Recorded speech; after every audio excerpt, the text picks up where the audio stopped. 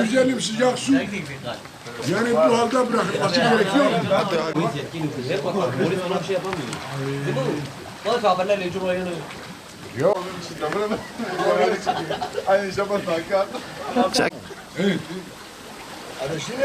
Aşkım rica etme lan.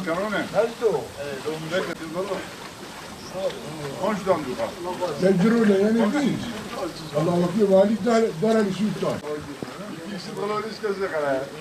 Ekle gel neyse gönder. خلاص وديه من الفرج كل وديه شيء اللي ما في وديه فيها. صح. فيها. لكن كل من أجل تقريبا. والله تقريبا الناس ما كانوا يبغون. والله أمزح لنا القرآن الكريم يقولون. فاشيته وهم فيه هم يستر وبدي وين أما تمام مثال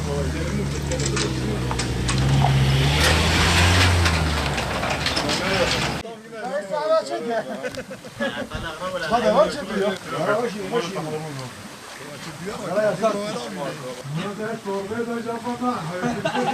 Benim nargile.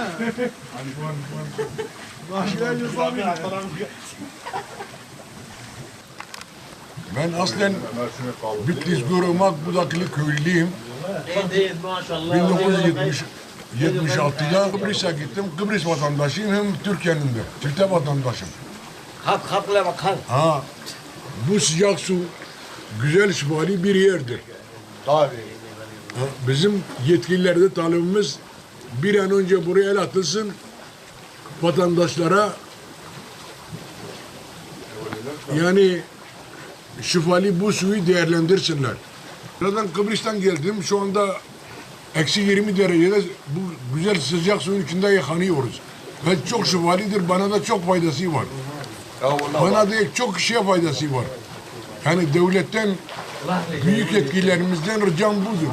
Yapsın. Bunu bir an önce yapsınlar, faaliyete soksunlar, halka sunsunlar. Batı bölgelerinde olsaydı şimdi burası altın gibiydi. Buraya bakıyorum harabe her taraf bozuk, pislik içerisinde. Yazık günahtır.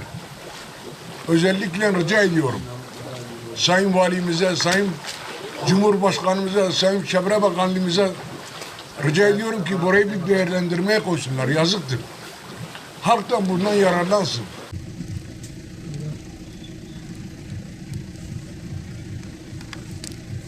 Bunun sizin YouTube kanalı var.